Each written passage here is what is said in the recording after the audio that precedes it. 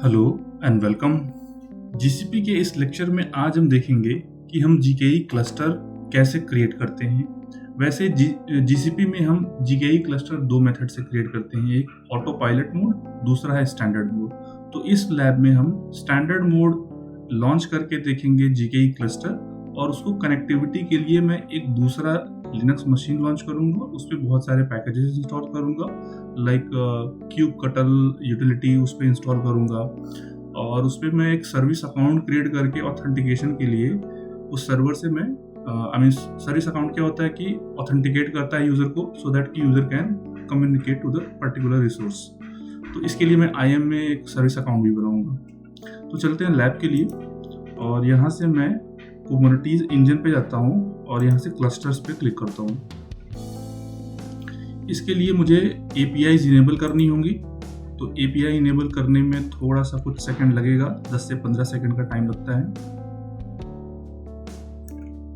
ठीक है, API enable हो चुका है and let's create our cluster.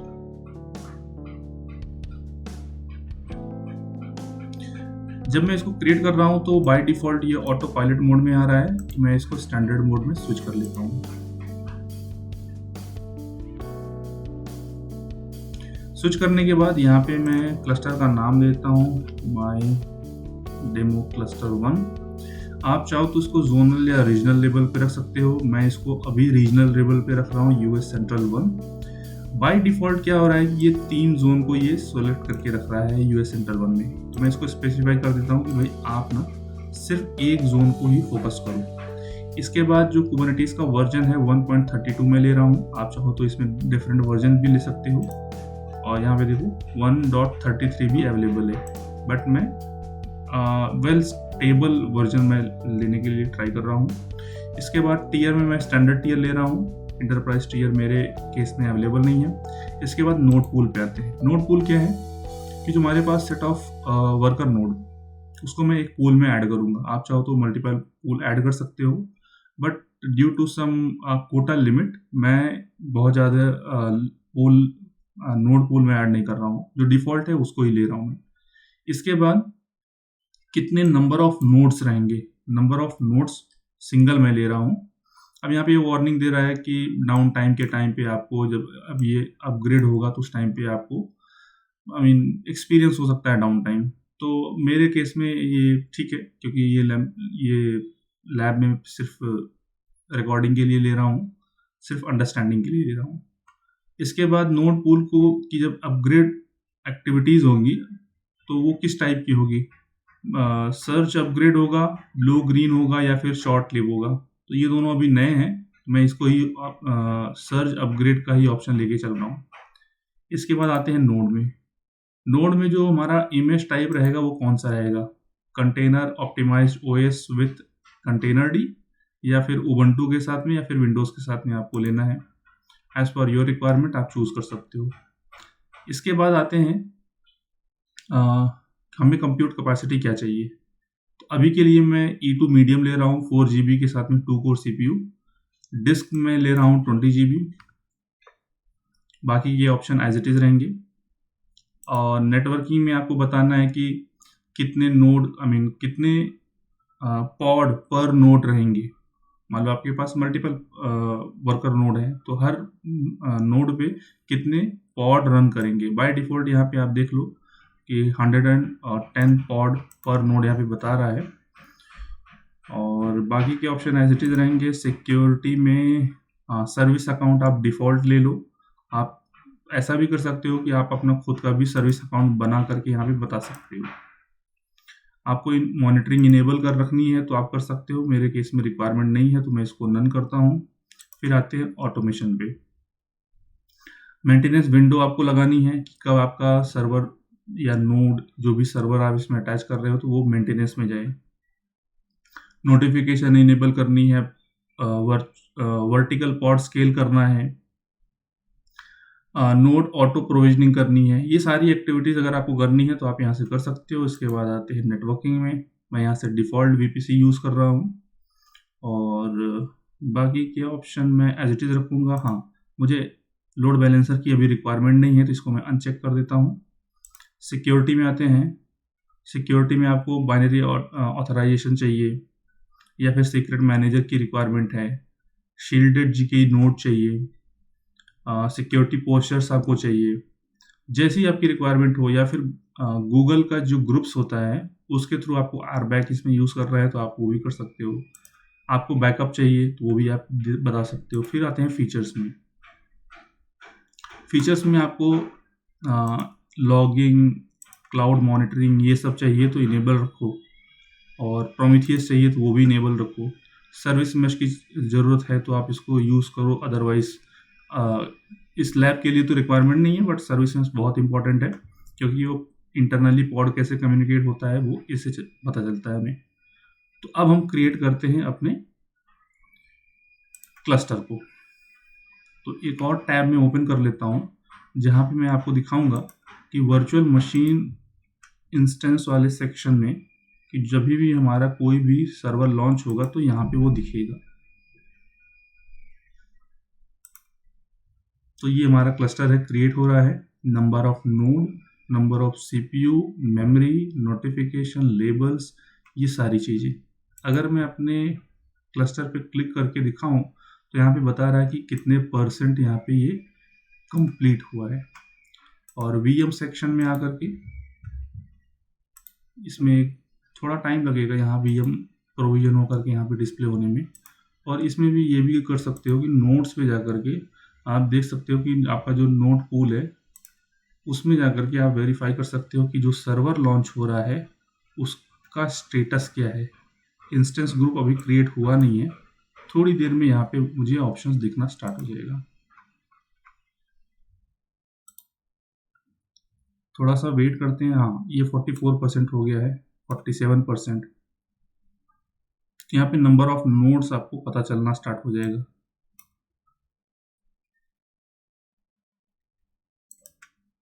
अगर मैं वीएम सेक्शन पे जाऊँ तो यहाँ पे आप देख सकते हो कि मेरा जीकेई जो वीएम है वो यहाँ पे लॉन्च हो चुका है। ये लॉन्च हो चुका है, स्टेटस रेडी है, आप इसको एसएसएच भी कर सकते हो। तो ये 64% कंप्लीट हो चुका है। और डिटेल्स में आकर के आप देख सकते हो कि नंबर ऑफ जो टोटल साइज वो कितना है, वर्जन्स क्या है, कब ये लॉन्च हो रहा है, बाकी की इंफॉर्मेशन आपको यहाँ से मिल जाएगी।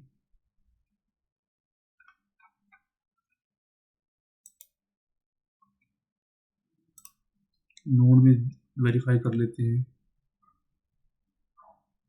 ये देखिए यहाँ पे हमारा नोड रनिंग दिखा रहा है,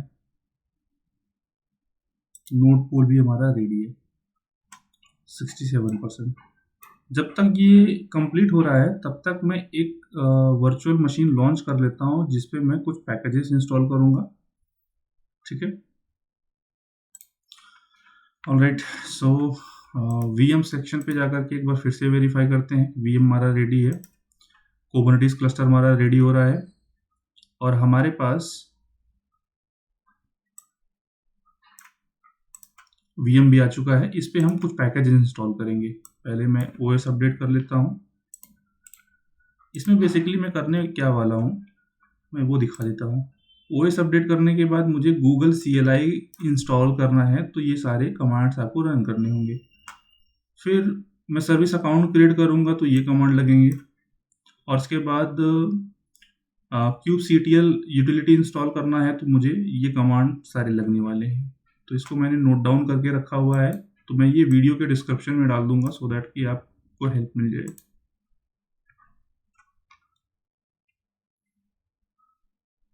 अभी ये टाइम ले रहा है।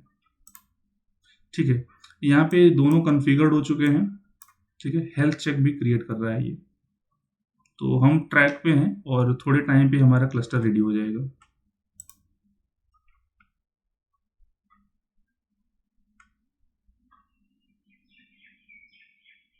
ठीक है, ओएस अपडेट हो गया।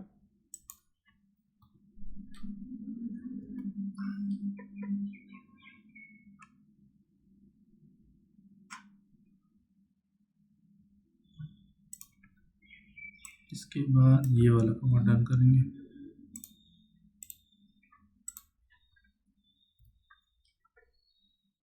एंड देन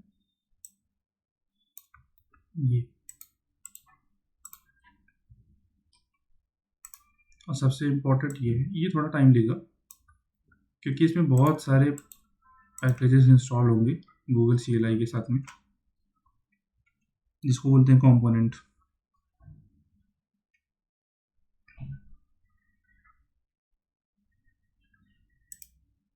और क्लस्टर हमारा सक्सेसफुली क्रिएट हो चुका है, हमें नोटिफिकेशन आ चुका है।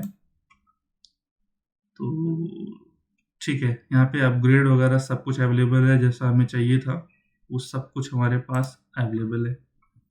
तो हमें सिर्फ इतना ही करना है कि हमारा CLI रेडी हो जाए और उसके बाद बाकी की हम कनेक्टिविटी करेंगे। बस हमें करना क्या होगा, कनेक्ट पे क्लिक करना होगा और ये कमांड हमें टाइप करना होगा वहाँ पे। ऑलराइट, सो गूगल CLI इंस्टॉल हो चुका है। साथ ही साथ हम क्या करेंगे, kubectl भी इंस्टॉल कर ही लेते हैं अभी।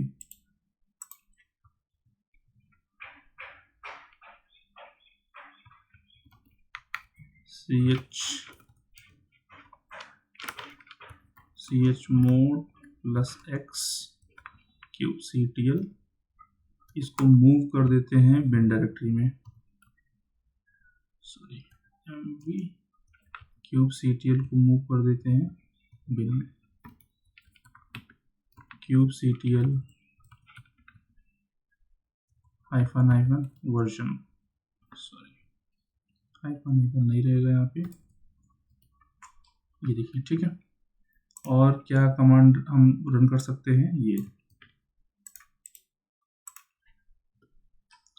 kubectl भी हमारा कंप्लीट हो चुका है। फिर आते हैं IAM में चलते हैं और यहाँ पे सर्विस अकाउंट क्रिएट कर लेते हैं ऑथेंटिकेशन के लिए, सो दैट कि मेरे VM से मैं अपने कुबरनेटिस को कनेक्ट कर सकूँ। GKE सर्विस अकाउंट रोल में अभी के लिए इसको एडिटर दे देता हूँ, क्लिक ऑन डन। और यहाँ पे देखो नो कीज है, तो इस पे क्लिक करने के बाद मैं कीज में जाता हूँ और यहाँ पे की जनरेट कर लेता हूँ। ये डाउनलोड हो गया, इसको नोटपैड में ओपन कर लेता हूँ और इसको मैं सेम टू सेम यहाँ पे मुझे की बनानी पड़ेगी, तो यहाँ से मैं इसको फाइल क्रिएट कर लेता हूँ और नोटपैड से सारा कंटेंट कर लेता हूँ कॉपी।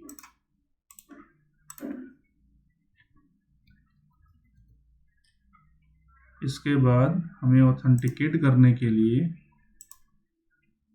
ये कमांड यूज करना होगा,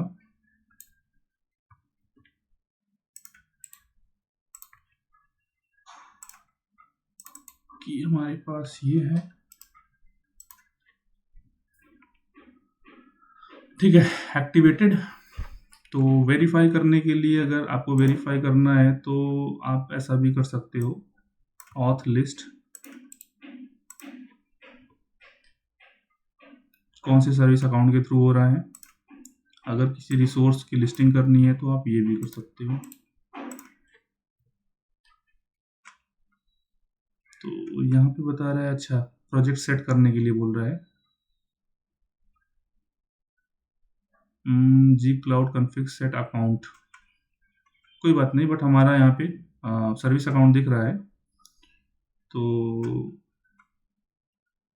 यहाँ पे आप, अगर आपको प्रोजेक्ट सेट करना है तो आप ये भी कर सकते हो, पेस्ट किया और हमारे प्रोजेक्ट का नाम क्या है वो देख लो।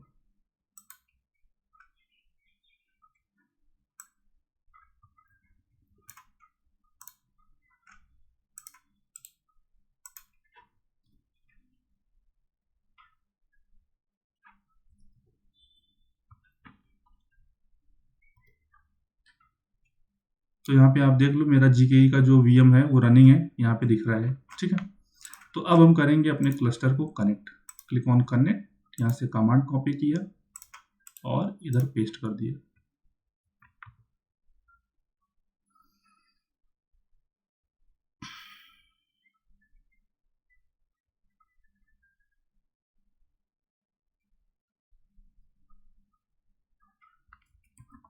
kubectl get nodes। तो यहाँ पे बोल रहा है कि आपको कुछ प्लगइन्स इंस्टॉल करने होंगे,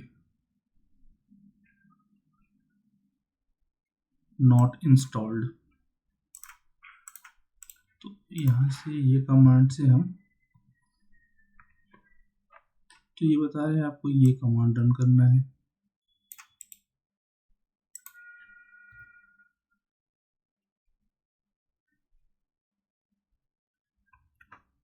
ठीक है, फेचिंग क्लस्टर एंड पॉइंट। ठीक है, अपडेट हो गया। गेट नोट्स करूंगा तो ये देखिए मेरे क्लस्टर की इंफॉर्मेशन आ गई। तो अब मैं जो चीजें चाहूंगा, गेट पॉड -a,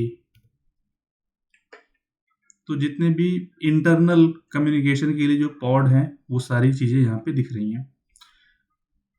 तो ये था आज का हमारा लेक्चर, जिसमें हमने देखा कि हम GKE क्लस्टर कैसे सेटअप करते हैं और उसको किसी VM के साथ कैसे कनेक्टिविटी करते हैं। आप चाहो तो इसको विंडोज से भी कर लो, बट आपको विंडोज के केस में होगा कि विंडोज का जो गूगल CLI SDK होगा वो इंस्टॉल करना होगा। तो बाकी जो पैकेजेस हैं वो ऑटोमेटिक वो सब कुछ इंस्टॉल कर लेता है, तो उसमें आपको और कुछ करने की ज़रूरत नहीं पड़ेगी। तो इस वीडियो में फिलहाल इतना ही। Thanks for watching.